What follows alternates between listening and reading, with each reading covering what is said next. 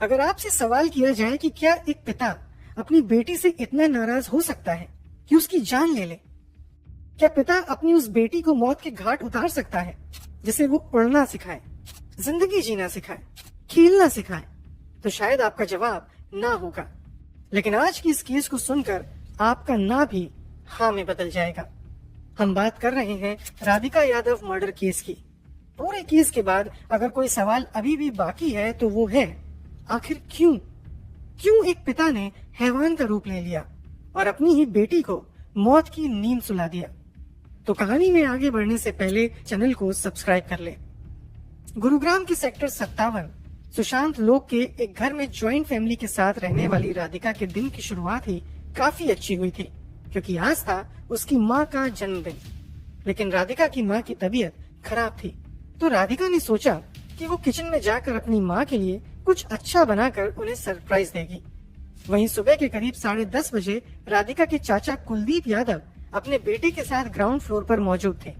तभी उन्हें अचानक एक शोर सुनाई दिया। उन्हें लगा शायद फर्स्ट फ्लोर की किचन में कुकर फट गया, जहाँ राधिका खाना बना रही थी। दोनों भागकर जैसे ही फर्स्ट फ्लोर की किचन में गए तो वहाँ का मंजर देखकर दोनों के होश उड़ गए। राधिका फर्श पर खून से लथपथ पड़ी थी। बिना वक्त गवाए वो राधिका को फौरन हॉस्पिटल लेकर भागे, पर तब तक काफी देर हो चुकी थी। राधिका पहले ही दम तोड़ चुकी थी। लेकिन इसे अभी तक एक्सीडेंटल समझ रहे घर वालों के पैरों तले तब जमीन खिसक गई जब सुबह 11:30 बजे हॉस्पिटल से पुलिस को कॉल आया और बताया गया कि राधिका की मौत गोली लगने से हुई है। सूचना मिलते ही पुलिस मौके पर पहुंचती है, जहां से पुलिस की एक टीम राधिका के घर के लिए रवाना हो जाती है और एक टीम हॉस्पिटल में रहकर पूछताछ करती है। पूरे मामले की इन्वेस्टिगेशन शुरू हो गई थी। पुलिस सबसे पहले क्राइम सीन पर जाती है, जहां जमीन पर फैला राधिका का खून और किचन की दीवार पर धसी गोलियों से ये साफ हो गया था कि राधिका की गोली मारकर हत्या की गई है। और सुबह घर में घुसकर राधिका को गोली मारना कोई आसान काम नहीं है और किसी बाहर वाले के लिए ये काफी मुश्किल भी था। तो पुलिस का पहला शक घर वालों पर जाता है। लेकिन जैसे ही पुलिस वालों ने घर वालों से सवाल करने शुरू किए तो घर वाले काफी अनजान बने हुए थे। पर पुलिस ने जब सख्ती से पूछताछ की तो सामने आया वो हैरान कर देने वाला सच।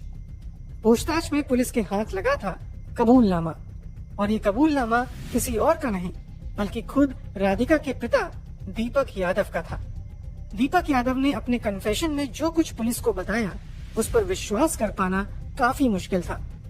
दीपक ने बताया कि कुछ दिन पहले मेरी बेटी के कंधे में चोट लग गई थी, जिस वजह से वो खेल नहीं रही थी। उसने अपने खुद की एकेडमी खोली, जहां वो बच्चों को कोचिंग देती थी। जब मैं गांव वजीराबाद दूध लेने जाता था तो लोग कहते थे कि तू लड़की की कमाई खा रहा है, जिससे मैं बहुत परेशान रहता था। लोग मेरी बेटी के कैरेक्टर पर भी उंगली उठाते थे। मैंने अपनी बेटी से इस एकेडमी को बंद करने के लिए कहा, लेकिन मेरी बेटी ने एकेडमी बंद करने से मना कर दिया। ये टेंशन मेरे मन में बनी रहती थी, जिससे मेरी इज्जत को ठेस पहुंचती थी। मैं बहुत परेशान और तनाव में रहने लगा था। इसी टेंशन की वजह से मैंने अपनी लाइसेंसिंग रिवॉल्वर निकाली और जब मेरी बेटी राधिका यादव किचन में खाना बना रही थी तब मैंने उसके पीछे से कमर पर गोली मारकर उसकी हत्या कर दी।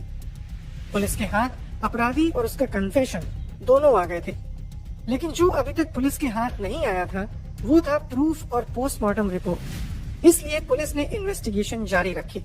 पुलिस ने दीपक यादव से पूछा कि वो लोग कौन थे जो उसे उसकी बेटी के खिलाफ भड़काते थे, जिस पर दीपक ने किसी का नाम नहीं लिया। तो पुलिस वजीराबाद पहुंची और वहां उन्होंने 20 से ज्यादा लोगों से पूछताछ की, जिनमें दीपक के करीबी भी शामिल थे। लेकिन किसी एक ने भी दीपक से इस तरह की बातचीत का कोई दावा नहीं किया। ये केस सामने से देखने पर जितना सीधा दिख रहा था उतना था नहीं, क्योंकि यहाँ से उस कहानी में कई एंगल्स ने जन्म लिया। इस मर्डर को लोगों ने अलग अलग पहलुओं से देखना शुरू कर दिया था। इस बीच एक नया एंगल निकलकर सामने आया, जो था लव जिहाद का। 20 जून 2024 को रिलीज हुई सॉन्ग करवा में राधिका ने एक्टिंग करियर में अपना पहला कदम रखा और राधिका के मर्डर के बाद इस गाने को लेकर बड़े सवाल खड़े हुए। लोगों का कहना था कि दूसरे धर्म में लव अफेयर की वजह से दीपक ने अपनी बेटी को मार दिया। और इस सब की शुरुआत होती है तब जब दिल्ली में एक टेनिस टीम पंजाब टाइगर्स की फाउंडर तापसी पन्नू का शूट चल रहा था। जहाँ क्रिएटिव टीम में इनाम काम करता था। वहीं राधिका ने टीम को रीच आउट किया और अपना नंबर शेयर कर एक्टिंग से जुड़े किसी काम के लिए उसे मौका देने को कहा, जिसके बाद करवा म्यूजिक वीडियो के लिए राधिका को शॉर्टलिस्ट किया गया। इस वीडियो में राधिका के साथ स्क्रीन पर नजर आए इनाम, और यही रीजन था कि राधिका के मर्डर के बाद लोगों ने राधिका के नाम के साथ इनाम का नाम जोड़ना शुरू कर दिया। लेकिन सच तो अभी कोसों दूर था। पूरे सोशल मीडिया पर राधिका और इनाम के रिश्ते को लेकर अफवाह फैलने लगी थी, जिस पर इनाम ने अपनी चुप्पी तोड़ी और सभी को ये साफ कर दिया कि राधिका और उसके बीच में बस प्रोफेशनल रिश्ते के अलावा और कुछ नहीं था। और क्योंकि दोनों के रिश्ते को लेकर ना तो कोई प्रूफ था और ना ही पुलिस इन्वेस्टिगेशन में पुलिस को कुछ ऐसा मिला, इसलिए ये एंगल तो क्लियर हो गया था। तो वहाँ दूसरा एंगल जो लोगों को लगा कि राधिका के मर्डर की वजह हो सकती है, वो था कि टेनिस खेलते वक्त राधिका के छोटे कपड़े पहनना पिता दीपक यादव को पसंद नहीं था, और बाकी लोग भी राधिका के छोटे कपड़े पहनने पर दीपक को ताने देते थे। तो इस एंगल को समझने के लिए राधिका और दीपक के बैकग्राउंड को समझते हैं। हरियाणा के गुरुग्राम में रहने वाले दीपक यादव पेशे से सक्सेसफुल बिल्डर थे। पूरा परिवार फाइनेंशियली काफी स्ट्रॉन्ग था। इसी परिवार में 23 मार्च 2000 में जन्म होता है एक नन्ही परी का, जिसका नाम रखा जाता है राधिका। दीपक यादव ने बेटी की schooling Scottish high international school जैसे प्रीमियम स्कूल से कराई, जिसकी साल की ही फीस लाखों में थी। राधिका ने पढ़ाई के साथ साथ बेहद कम उम्र में टेनिस का रैकेट भी थाम लिया था, और राधिका ने पूरी लगन से खेलते खेलते कई मैच जीते और कम उम्र में ही टेनिस के खेल में अच्छा खासा नाम भी कमा लिया। सभी को राधिका से उम्मीद थी कि वो एक दिन दूसरी सानिया मिर्जा बनेगी, लेकिन सबसे ज्यादा विश्वास अगर किसी को था तो वो थे राधिका के पिता दीपक यादव। वो बचपन से ही टेनिस के लिए राधिका को बहुत सपोर्ट करते थे। उसे बाहर देश विदेश में टेनिस टूर्नामेंट खेलने के लिए लेकर जाते थे। इतना ही नहीं, एक बार राधिका के शोल्डर में इंजरी हुई और डॉक्टर ने उन्हें कुछ समय के लिए खेलने से मना कर दिया, तो राधिका एक प्राइवेट एकेडमी में टेनिस कोच बन गई। लेकिन जब राधिका के साथ और बच्चे भी जुड़ने लगे, तो राधिका के पिता ने ही गुरुग्राम के सेक्टर 61 में क्रिकेट एकेडमी के बगल में एक टेनिस कोर्ट को किराए पर ले लिया। ये बात सभी जानते हैं कि दीपक यादव बेटी से ज्यादा बेटी की टेनिस करियर को लेकर काफी खुश थे और एक पिता की तरह अपनी बेटी के करियर की सारी जिम्मेदारी उठा रहे थे। तो ऐसे में इस एंगल को भी सही नहीं माना जा सकता। जहां अभी अलग अलग एंगल से इस केस को देखा जा रहा था, तो वहीं सामने आती है राधिका की पोस्टमार्टम रिपोर्ट, जिसने पूरी कहानी को बदल कर रख दिया।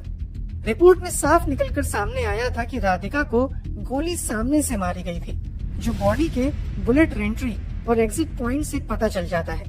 इतना ही नहीं, दीपक के बयान में उसने बताया कि उसने राधिका को 3 गोली मारी थी, लेकिन पोस्टमार्टम में 4 गोली लगने से राधिका की मौत हुई थी।